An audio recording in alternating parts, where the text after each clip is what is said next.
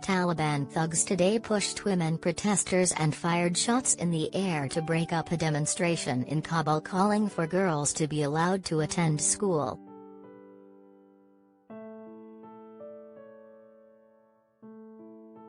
A group of 6 women gathered outside a high school in eastern Kabul demanding the right for girls to return to secondary school, after the hardline Islamist group excluded them from classes earlier this month.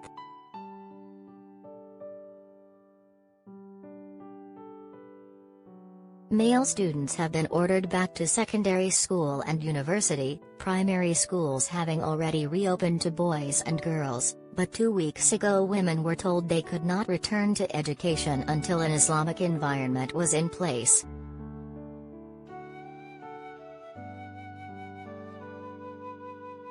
The women today unfurled a banner that read "Don't break our pens, don't burn our books, don't close our schools," before Taliban guards snatched it from them.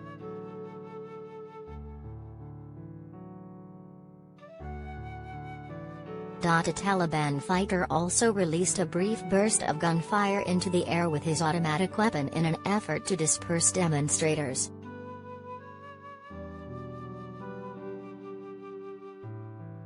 The demonstrators, from a group called the Spontaneous Movement of Afghan Women Activists, took refuge inside the school.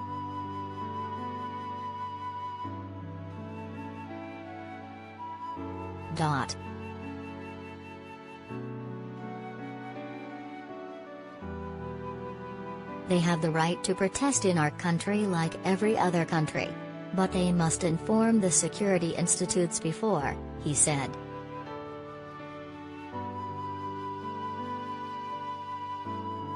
Isolated rallies with women at the forefront were staged in cities around the country after the Taliban seized power, including in the western city of Herat where 2 people were shot dead.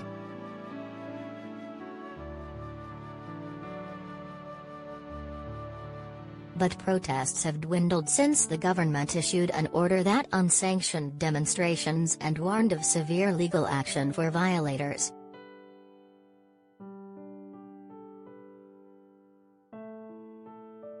The Taliban follow a strict interpretation of Sharia law that segregates men and women, and have also slashed women's access to work.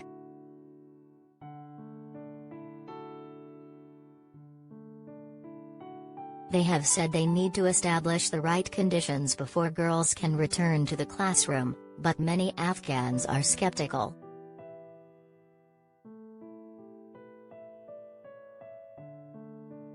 Advertisement.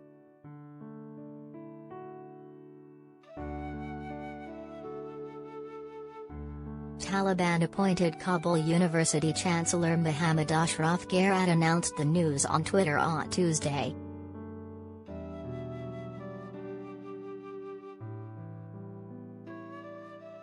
"I give you my words as Chancellor of Kabul University," Garrat wrote.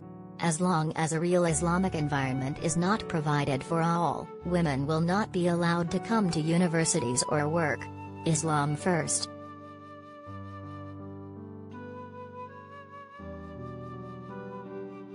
Around 9,460 women study at Kabul University, making up 43% of the student body.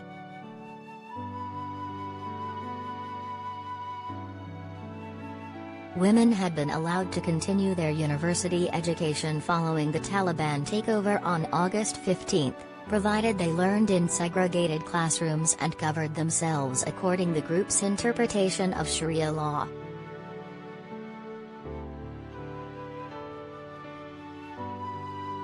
But Garrat said there were not enough female teachers for women to continue their studies within an Islamic environment, meaning lessons would be halted. He said plans were underway for male professors to teach women from behind screens.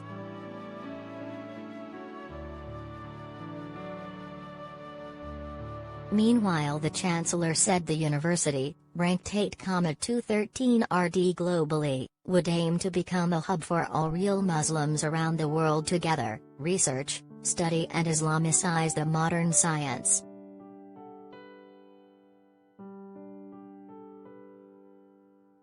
I am here to announce that we will be welcoming pro-Muslim scholars and students to benefit from a real Islamic environment at KU under the IEA.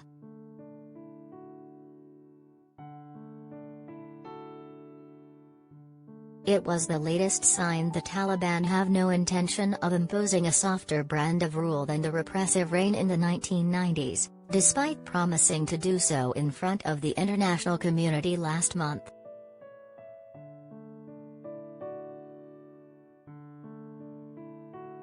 Under the Taliban regime in the 1990s, women were mostly banned from education and work and were not allowed to leave the house unless accompanied by a male relative.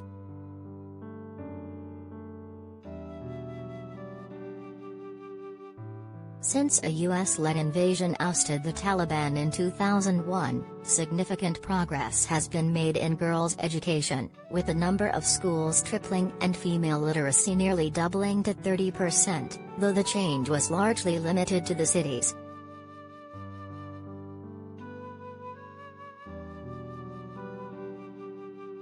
Although still marginalized, Afghan women have fought for and gained basic rights in the past 20 years, becoming lawmakers, judges, pilots and police officers.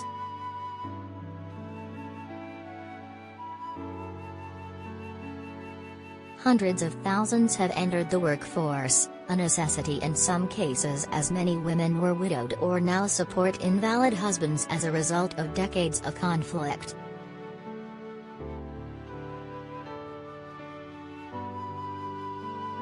The United Nations has said it is deeply worried for the future of girls' schooling following the Islamists' takeover of Afghanistan and called on the group to allow female students and teachers to resume education.